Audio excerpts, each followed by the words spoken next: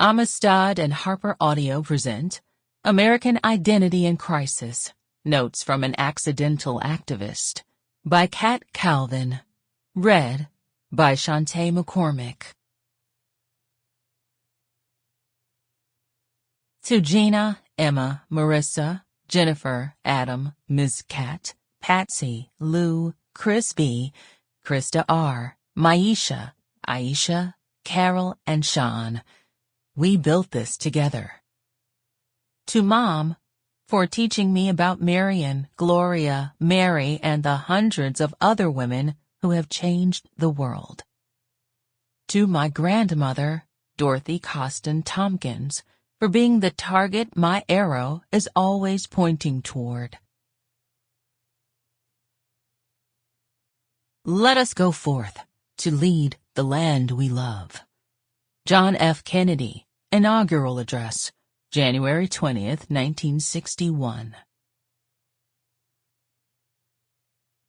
Introduction.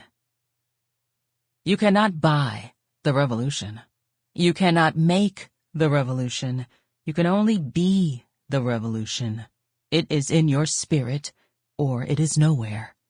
Ursula K. Le Guin, The Dispossessed. I had always wanted to experience Armageddon at the Cosmopolitan. My favorite Vegas resort has the combination of James Bond-themed bars, Jose Andres restaurants, and free drinks on the casino floor that I thought would give my apocalypse the overstated dramatic flair that it deserved. So when I found myself at a bar at the Cosmopolitan on election night in 2016, I was surprised to find that it wasn't as fun as I had imagined. Fewer zombies, more shock, and deep, dark depression. After a day of working election protection, I was in need of a drink and a win. I'd arrived at the polling place in one of the calm, cozy Las Vegas neighborhoods that no one knows exists, with two other lawyers, both white, to find an elderly white woman sitting in the roped-off area, approximately the size of an airplane bathroom. She wouldn't tell us which campaign she was with, but made a point to shake the two white lawyers' hands and not mine. As my hand sat there, in the air, naked, alone, unshaken, I had a feeling that this was going to be a very long day. The old lady, whose paperwork had Trump written on it so loudly that I'm not sure how she thought we would miss it, called in reinforcements, and for the rest of the day we tried to protect an election from angry white people who ostentatiously wrote down the license plate of every car driven by a brown person, screamed "voter fraud" every time we spoke to a voter 100 yards away from the polling place, and called the police on a black woman who was walking seniors over from the nearby nursing home. All day, we kept saying to one another, "It's okay. They're going to lose. It's okay."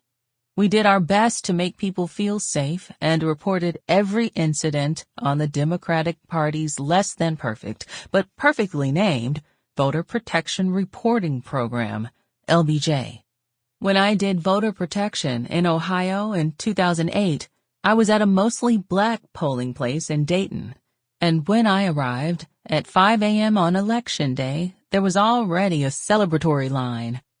Despite the police car that stayed parked close to the polling place and the occasional person turned away for one reason or another, the day was celebratory, peaceful, joyful. It was different in every way from the painful, humiliating, dangerous-feeling election day in Las Vegas. At the end of the night, our team stayed to help clean up. Thankfully, the Trump voter protection team left as early as possible. I was put in charge of watching the polls. I kept refreshing the New York Times needle and saying, something is wrong here. Something is not going right. Something is not right. We decided to skip the party and go to a bar, my bar. The Cosmopolitan has a bar in the middle of the casino floor with a beautiful chandelier. Vesper. I love it there. But that night, I stared at the crystals to avoid looking at the... Sample complete. Ready to continue?